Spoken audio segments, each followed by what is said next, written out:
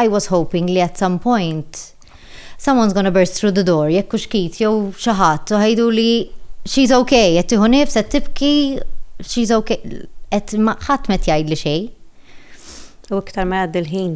Mhux hekk. Obviously they were stitching me up, insomma at this point Kit għadu mhux hemm, ġifieri ma nafx għalfejn ħaduh, bdejt ngħid dak il-ħin. U mbagħad daħal lura Kit u rieni ritratt tagħha ta' wiċċa, kienet jibki.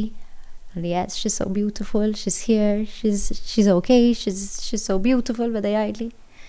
Għatlu she's okay, is everything okay, bada jgħidli she's breathing, which she wasn't really because she was still intubated at the time anyway. U rġitela insomma.